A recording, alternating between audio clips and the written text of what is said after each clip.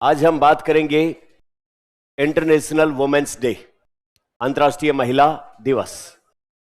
देखिए, अपने एग्जाम में, इंटरव्यू में, प्रीलिम्स मेंस सभी में बेहद महत्वपूर्ण डाटा, महत्वपूर्ण सूचनाएं अपन ने इस लेक्चर में कंपाइल कर ली। वैसे अंतर्राष्ट्रीय महिला दिवस इसके लिए एक बहाना हो सकता है, पर चूंकि हम देखते हैं प्रीलिम्स में महिलाओं से संबंधित सवाल पूछे जाते हैं, मेंस के अंदर सवाल पूछे जाते हैं, मेंस में ऐसे का पेपर होता है, वहां पर सवाल पूछे जाते हैं, और जो गर्ल स्टूडेंट होते हैं उनसे सवाल पूछे जाते हैं इंटरव्यू में। और इसके अलावा बॉयज से भी जेंडर सेंसिटिविटी इसमें है कि नहीं है, इस बात को जांचने के लिए सवाल पूछे जाते हैं। जो वीकर सेक्शन ऑफ सोसाइटी, समाज का कमजोर वर्ग है, उसमें भी महिलाओं की गिनती होती है। सरकार महिलाओं के सशक्तिकरण के लिए अनेक योजनाएं चला रही है। सरकार ने महिलाओं को संबल देने के लिए पुरुषों की तुलना में ज्यादा विशेषाधिकार, अधिकार, कानून उनके पक्ष में बनाए हैं। तो इससे रिलेटेड खूब सारी संभावनाएं सवालों की बनती है। तो वो जो बिखरी हुई चीजें हैं जो महिलाओं के बारे में है, उन सब को एक साथ समेट के एक वैल्यू एडिशन के रूप में अपन ने इस लेक्चर को तैयार किया है। तो इसलिए ये प्रीलिम्स, मेंस और इंटरव्यू, और खास करके ऐसे जो अपना मुख्य परीक्षा में आज शामिल कर दिया गया है, वैसे एज सच सीधा ये किसी भी टॉपिक में अपने को नहीं मिलता है, लेकिन अलग अलग तरीके से ये अपने काम का मटेरियल बन जाता है। तो हम उसी बारे में बात करने वाले आज। तो अंतर्राष्ट्रीय महिला दिवस अभी गया है, कितने तारीख को? 8 मार्च को। ये कब से सेलिब्रेट किया जा रहा है, कौन सेलिब्रेट करता है पूरी दुनिया में? तो वर्ष 1977, कौन से वर्ष? 1977 यूएन ने, संयुक्त राष्ट्र संघ ने विश्व अंतर्राष्ट्रीय महिला दिवस की मान्यता प्रदान की। मतलब 1977 से इसको सेलिब्रेट किया जा रहा है। इस पोस्टर में अपने को एक नाम दिख रहा है यहां पर, क्या नाम है? UNESCO, United Nation Educational Scientific Cultural Organization, UNESCO, इसके द्वारा सेलिब्रेट करवाया जाता है। साल 2026 का जो अंतर्राष्ट्रीय महिला दिवस था, उसकी थीम रखी गई है राइट, अधिकार, जस्टिस, न्याय, एक्शन, कार्रवाई for all women and girls, सभी महिलाओं तथा बच्चियों, लड़कियों के लिए ये 3 चीजें, क्या क्या? अधिकार, न्याय और उनके पक्ष में, हक में कार्रवाई, उसको लेकर के ये इसकी थीम रखी गई। तो भारत के अंदर जो अंतर्राष्ट्रीय महिला दिवस है, ये 8 मार्च को सेलिब्रेट किया गया नई दिल्ली के अंदर। अपने जो सैम मानेकशॉ भारत के फील्ड मार्शल रहे हैं, उनके नाम पर एक भवन, बिल्डिंग है, और उस बिल्डिंग में इसका आयोजन किया गया। और हमारी माननीय राष्ट्रपति द्रौपदी मुर्मू जी ने इस समारोह को संबोधित किया, या फिर इसकी मुख्य अतिथि कह दो, जो भी कह दो, इनकी लीडरशिप में यह कार्यक्रम सेलिब्रेट किया गया। भारत में जो ये अंतर्राष्ट्रीय महिला दिवस सेलिब्रेट किया गया है, इसकी वही थीम है जो विश्व की थीम है, right, justice, action for all women and. इस बार जो एक नया अभियान शुरू किया गया है अंतर्राष्ट्रीय महिला दिवस पर, वो रखा गया है गिव टू गेन। क्या रखा गया है? Give to gave. गिव का मतलब देना, गेन का मतलब फायदा या अपना मुनाफा लेना। वो तो इसमें एक थीम बनाई गई कि एक अभियान हम शुरू करेंगे पूरे विश्व में। जो अब तक पुरुष प्रधान समाज में कहा जाता है कि महिलाओं को हम बराबरी का हक देंगे, तो भाई ये महिलाओं की तरफ से सवाल पूछा जाता है कि तुम हमें बराबरी का हक देने वाले कौन हो? हम अधिकार हमारे हैं, हमारा भी ये राइट है, हमारे ये अधिकार है। इसका मतलब क्या? ये दुनिया, ये रिसोर्स, ये देश, ये राजनीतिक व्यवस्थाएं, ये कंपनी, ये संसाधन, ये ऑर्गेनाइजेशन क्या सिर्फ पुरुषों से बिलोंग करते हैं या महिलाओं से भी बिलोंग करते हैं? महिलाओं से भी बिलोंग करते हैं। इसका मतलब पूरी दुनिया में डेमोक्रेटिक सेटअप में जहां पर जेंडर इक्वलिटी की, लैंगिक समानता की बात होती है, तो इसका मतलब पुरुष महिलाओं को कुछ भी देने वाले नहीं होते, उनको बराबरी का दर्जा होना ही चाहिए। इस बार कहा गया कि अगर हम समाज में एक इंडिविजुअल व्यक्ति के रूप में, सोसाइटी, समाज के रूप में, या किसी ऑर्गेनाइजेशन, संगठन के रूप में अगर हम महिलाओं को ज्यादा एम्पावर करेंगे, उनको ज्यादा मजबूती देंगे, तो हमारा समाज उतना ही ज्यादा आगे बढ़ेगा, उतना ही ज्यादा मुनाफे में रहेगा, उतना ही ज्यादा उसको फायदा पहुंचेगा। इसलिए हम महिलाओं को एम्पावर करके, उनका सशक्तिकरण करके उनके ऊपर कोई एहसान नहीं कर रहे, एज ए सोसाइटी मानवीय सभ्यता को उतना ही मजबूत और एम्पावर कर रहे हैं। ये उस बात के अभियान की बात है। ठीक है, इस बार अपने अंतर्राष्ट्रीय महिला दिवस के ऊपर एक मार्च निकाला गया, मतलब यात्रा टाइप की निकाली गई दिल्ली में। कहां पर? इंडिया गेट से लेकर और विजय चौक तक। इंडिया गेट से विजय चौक तक जो सड़क है उसका नाम क्या रख दिया गया? कर्तव्य पथ, है ना। कर्तव्य पथ के ऊपर ये जो वो पद यात्रा निकाली गई। तो ये अपने लिए कोई काम की बात नहीं है। अपने लिए यहां पर काम की बात, थीम वाला सवाल बन सकता है। पहला, कब से सेलिब्रेट किया जा रहा है? 1977 से। कौन सेलिब्रेट करवाता है? UNESCO, विश्व स्तर पर, है ना। इस बार जो शुरुआत किया गया है अभियान, उसका नाम क्या है? Give to gain. और इस बार की थीम है right, justice and action for all women and girls. आगे बात समझ में? तो ये तो अपने काम की बात प्रीलिम्स के हिसाब से हुई। प्रीलिम्स लायक और फैक्ट भी अपने पास खूब सारे इसमें बनते हैं। अगली बात अपन इसको देखें तो भारत के अंदर, अब ये तो हो गया अपनी जो खबर थी उसको, उसके आलोक में उसके जो वो आसपास की चीजें जो महिलाओं से संबंधित बिखरी हुई मिलती हैं, किसी ऐसे लिखने के लिए या मेंस का आंसर राइटिंग करने के लिए, या प्रीलिम्स के अंदर भी फैक्ट जो बिखरे रहते हैं, उनको सबको उठा के अपन ने एक जगह पर कर लिया। अब भारत के अंदर जो है वो महिलाओं के एम्पावरमेंट या विकास के लिए क्या क्या प्रावधान अपने लीगल, सोशल, कॉन्स्टिट्यूशनल या फिर सरकार की योजनाओं में कहां कहां पर कितनी है। कुल मिला के इन शॉर्ट, महिलाओं को संविधान में किस प्रकार बराबरी का हक प्राप्त है, महिलाओं को कौन से एक्ट में एम्पावर करने के लिए प्रावधान किए गए हैं, और महिलाओं से संबंधित कौन सी योजनाएं इस समय चालू हैं, लागू की जा रही हैं, जो महिलाओं को एम्पावर करने के लिए काम कर रही है। तो सबसे पहले तो हम बात करें, आज का जो भारत है वो ये नहीं कहता है कि महिलाओं के लिए कल्याणकारी योजनाएं हम बनाएं, बल्कि क्या कहता है? महिलाएं अपनी लीडरशिप के स्किल दिखाएं और इस देश की प्रगति में पुरुषों के बराबर कंधे से कंधा मिलाकर अपना योगदान दें। यानी कि अगेन वही बात कि अब वो जमाना गया जब हम महिलाओं को कहें कि हम तुम्हें सशक्त करने के लिए, तुम्हारे पक्ष में, तुम्हारे जीवन के स्तर को थोड़ा ऊंचा उठाने के लिए हम तुम्हारे लिए कोई योजना बनाएं। नहीं, आधुनिक भारत का विश्वास क्या है? महिलाएं भी आगे बढ़े, राजनीति में, डिफेंस में, मेडिकल साइंस में, इंजीनियरिंग में, स्पेस में, कंपनियों में लीडरशिप दें और उनके साथ में विकास की यात्रा पुरुषों के साथ मिलकर चलाएं। आज अच्छा, उसके बाद में महिलाएं लाभार्थी के रूप में नहीं बल्कि आर्थिक और सामाजिक प्रगति देने वाली शक्ति के रूप में देख रहा है। महिलाएं आज खेत से लेकर जो है वो स्पेस, या फिर कंपनियों के सीईओ से लेकर क्लासरूम, रिसर्च साइंटिस्ट से लेकर डिफेंस ऑफिसर, सब जगहों पर अपनी प्रतिभा का, अपनी जो पोटेंशियल है उसका प्रदर्शन कर रही है। और इससे अपने समाज में, सोसाइटी में एक नई जो है वो सोच या फिर ज्यादा सशक्त भारत का निर्माण होगा। उसी संदर्भ में अगर अपन देखें तो भारत के अंदर महिलाओं के सशक्तिकरण या उनको एम्पावर करने के लिए सबसे पहले संवैधानिक प्रावधान अपने कॉन्स्टिट्यूशन में किन किन बातों की कही गई है? जेंडर इक्वलिटी, लैंगिक समानता। अब लैंगिक समानता का जिक्र अपने को कहां कहां मिलता है? अपनी प्रस्तावना में, जिसमें सामाजिक न्याय और वो सारी बातें है ना, वो जो है। इसके बाद मौलिक अधिकार, अपने जो फंडामेंटल राइट है उसके अंदर राइट टू इक्वलिटी की बात करती है। इसके अलावा अपनी फंडामेंटल ड्यूटी है, उसके अंदर 51A में इनका जिक्र है, और DPSP, directive principle for state, उसके अंदर जिक्र है। तो कितनी जगह? प्रस्तावना, फंडामेंटल राइट, फंडामेंटल ड्यूटी और डीपीएसपी, 4 मेजर जगह हैं जहां पर जेंडर इक्वलिटी का जिक्र है।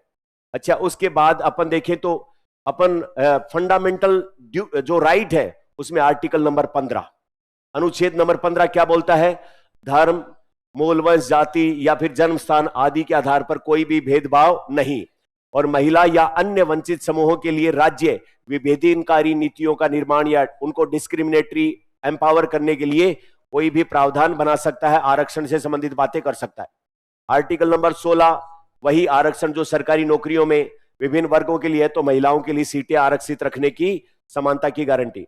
अनुच्छेद number 39 of DPSP, directive principle of state में क्या कहता है? इक्वल काम के लिए इक्वल वेज, ये मिलना चाहिए। आर्टिकल नंबर 42 क्या कहता है? जब महिलाओं को प्रेगनेंसी से रिलेटेड इश्यू होते हैं तो उनको जो है वो छुट्टी देना या विभिन्न प्रकार की सपोर्ट और उसको कोई नुकसान ना हो, उससे संबंधित विभिन्न प्रावधान करने के आदेश। फिर आर्टिकल नंबर 243 पंचायती राज। पंचायती राज जितने भी जो है वो वार्ड पंच, सरपंच और प्रधान, महिला जिला प्रमुख, उनके अंदर 1/3 1/3 जो है महिलाओं की वहां पर निर्वाचन हो, इस बात को सुनिश्चित करता है। और ये जो 243 नंबर के अनुच्छेद जो महिलाओं को 1/3 जो वो पदों के ऊपर उनको इलेक्ट करने का प्रावधान करता है, ये 73वां और 74वां संविधान संशोधन 1992 में किया गया, उसके थ्रू ये प्रावधान किया गया है। तो ये सारी बातें अपन ने एक साथ में महिलाओं से संबंधित बातें निकाल के एक साथ में लिख ली, जिसमें कॉन्स्टिट्यूशन के कौन से आर्टिकल, आप मुझे जल्दी से बताओ। आर्टिकल नंबर 15, 16, 39 और 243, इतने की बात अपन ने कर ली। अब उसके बाद में हम बात करें तो अपनी जो एक्ट बनाए गए हैं, अधिनियम बनाए गए हैं, और उनमें एक अधिनियम 2023 में बना, नारी शक्ति वंदन अधिनियम, जो ये क्या प्रावधान करता है कि भारत की जो लोकसभा है और जो राज्य विधानसभाएं हैं, उनके अंदर जो है वो महिलाओं का 1/3 रिप्रेजेंटेशन होना चाहिए। कौन से नंबर का कॉन्स्टिट्यूशनल अमेंडमेंट है? 106वां नंबर का। जेंडर बैलेंस डेमोक्रेसी, यानी कि लिंग जो संतुलन है, लैंगिक संतुलन आधारित जो लोकतंत्र है, उससे संबंधित बात करता है। अगर आपको कोई फैक्चुअल बातें कहें तो पीआईबी के अंदर एक पोस्टर बना हुआ है जिसमें तुलना की गई, पहली भारत की लोकसभा जो 1952 में चुनाव हुए, उस टाइम पर 22 महिला एमपी थी। अभी 2024 में 18वीं लोकसभा है, उसमें 75 बढ़ गया है। राज्यसभा में शुरुआत में अर्ली ईयर्स में 15 महिलाएं मेंबर थी, अब कितनी 42 पे पहुंच गया है। अच्छा, अदर जो वो इलेक्शन जो महिलाएं लड़ती हैं, वो 1957 में 3% महिला कैंडिडेट थी, अब बढ़ के 10% महिला कैंडिडेट टोटल कैंडिडेट की 10% है।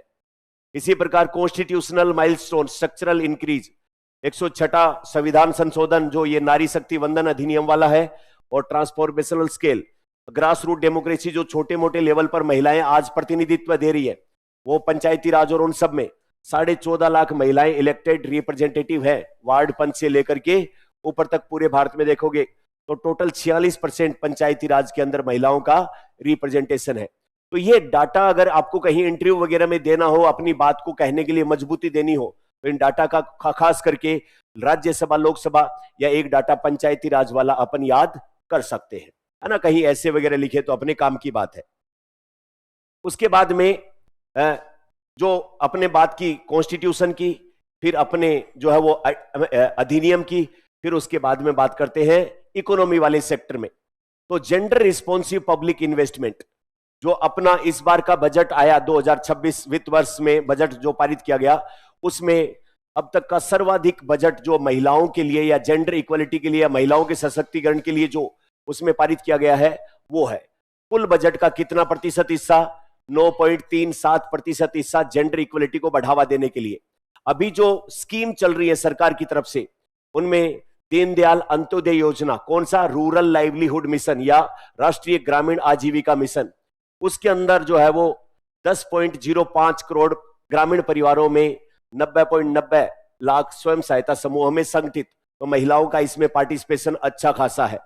लखपति दीदी कार्यक्रम, जिसमें ग्रामीण महिलाओं को स्वयं सहायता समूह या रोजगार के माध्यम से उनकी एनुअल इनकम 1 लाख से ज्यादा करने का लक्ष्य।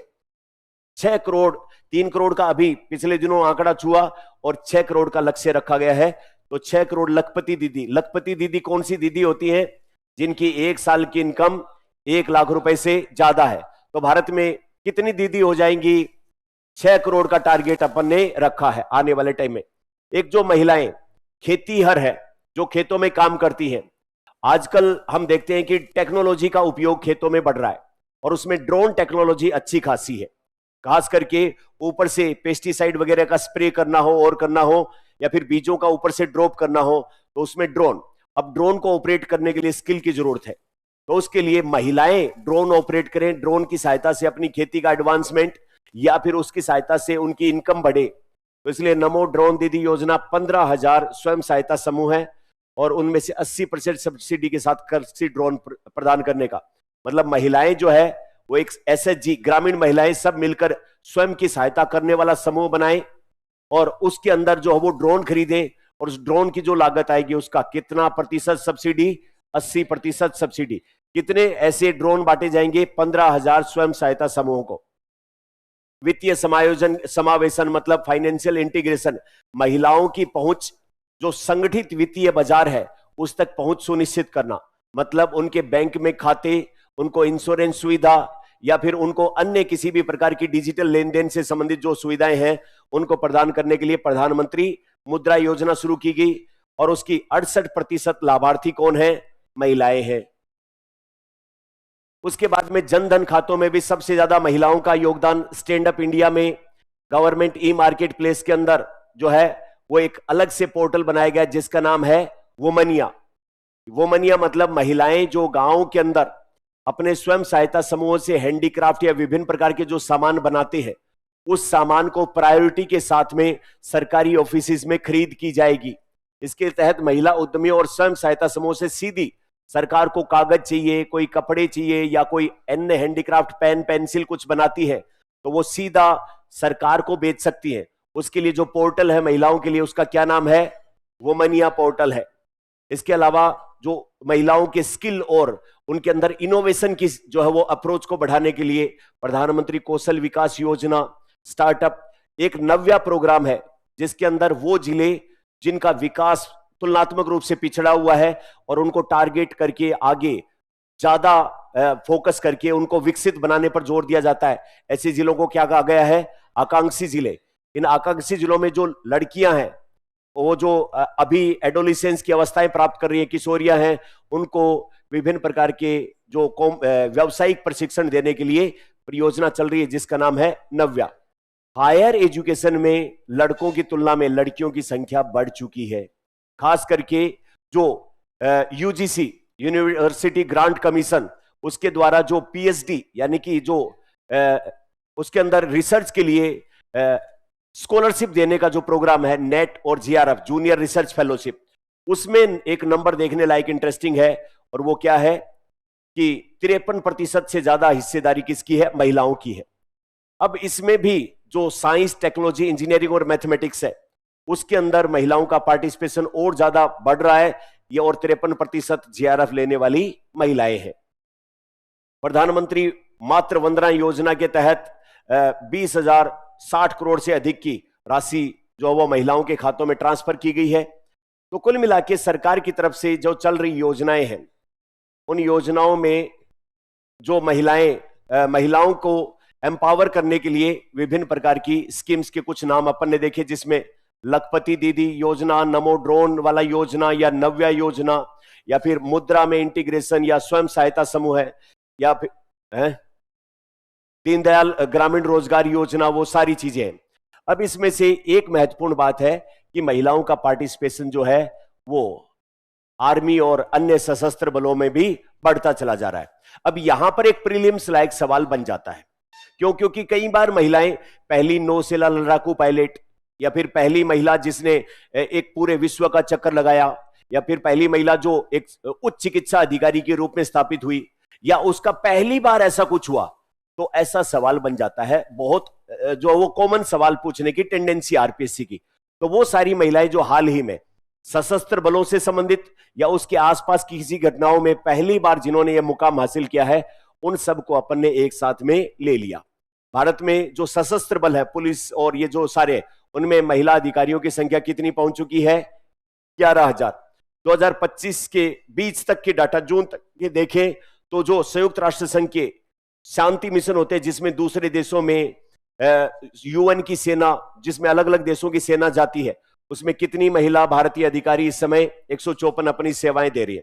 2025 में एनडीए के अंदर पहला महिलाओं कैडेट का प्रथम बैच पास आउट हो गया है। अब इसके बाद कुछ महिलाओं के नाम, जैसे फ्लाइट लेफ्टिनेंट अक्षिता धनकर 77वें गणतंत्र दिवस पर राष्ट्रपति के साथ ध्वज फहराने वाली पहली जो है वो महिला बन गई। चर्चित महिला सैन्य अधिकारियों में लेफ्टिनेंट जनरल साधना सक्सेना नायर, ये किसमें? मेडिकल सेवा के अंदर पहली डायरेक्टर जनरल या डीजी बनी है, पहली महिला। एक महिला जो अपने यहां पर नॉर्थ ईस्ट वाले रीजन में कर्नल पोनुंग डोमिंग, जो 15,000 फीट की ऊंचाई पर जो बॉर्डर सिक्योरिटी फोर्स होती है, बॉर्डर टास्क फोर्स होती है, उसको लीड करने वाली दुनिया की पहली महिला अधिकारी, इतनी एक्सट्रीम पोस्टिंग वाली जगह पर यह पहली महिला अधिकारी है।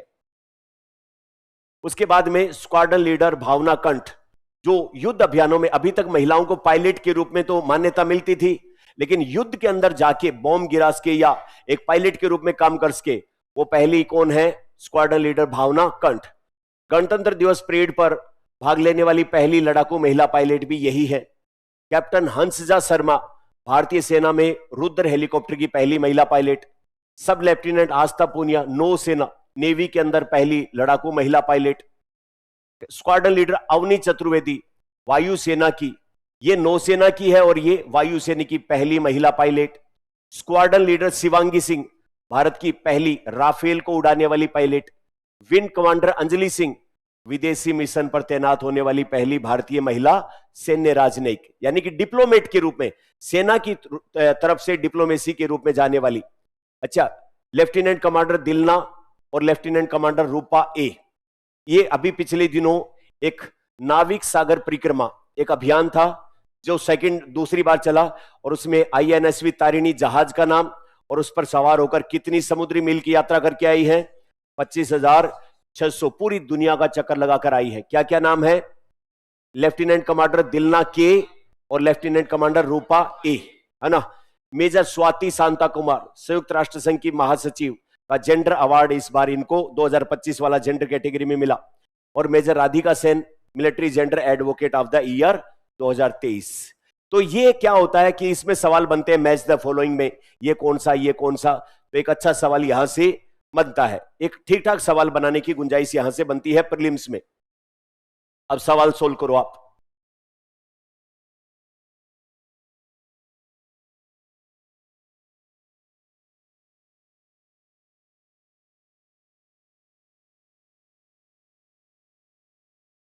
अच्छा ठीक है, ऑनलाइन वाले बच्चे भी सोल्व करें। दूसरा सवाल सोल्व करो।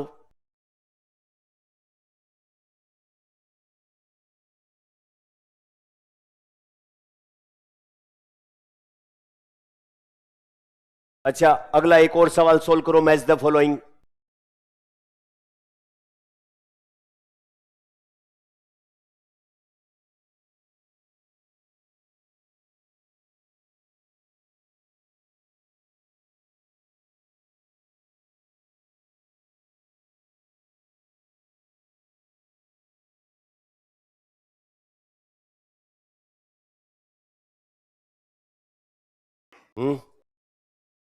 तो ऑनलाइन वाले बच्चे भी इसको सोल्व करें। तो कुल मिला के महिलाओं से संबंधित जो मुद्दे इंटरव्यू में पूछे जा सकते हैं, उसमें अपन यहां से उठा के बहुत सारे उदाहरण दे सकते हैं। जो महिलाएं, अभी 2 या 3 उदाहरण याद रह जाएं, वो महिला अधिकारियों के नाम बता सकते हैं। विदेशी स्तर पर जो महिलाएं सेना के अधिकारी हैं वो अपनी भूमिका निभा रहे हैं। इसके अलावा उच्च शिक्षा में जो अपना stem, science technology engineering math में, JRF में महिलाओं का पार्टिसिपेशन ऑलरेडी बढ़ गया है।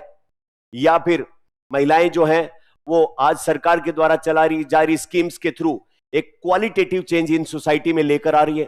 अपने जो एक अधिनियम, मातृ वंदना अधिनियम 106 वाला, उसको याद रखना चाहिए। और फिर उधर शुरुआत में प्रस्तावना, मूल अधिकार, मूल कर्तव्य और DPSP, इन आर्टिकल को भी एक साथ में अपने को रखना चाहिए। तो जब हम आर्टिकल की बात कर दें, सरकार के द्वारा बनाए गए अधिनियम एक्ट की बात कर दें, सरकार के द्वारा चलाई जा रही योजनाओं की बात कर दें और कुछ एग्जाम्पल दे दें जो एम्पावर्ड वुमेन के रूप में सोसाइटी में चेंज ला रही है, तो एक अपना अच्छा आंसर बन जाता है और इसी में से प्रीलिम्स लायक सवाल भी बन जाते हैं। तो इसी नोट पर इस बात को हम खत्म करते हैं। कल मिलते हैं किसी नए टॉपिक के साथ। Thank you.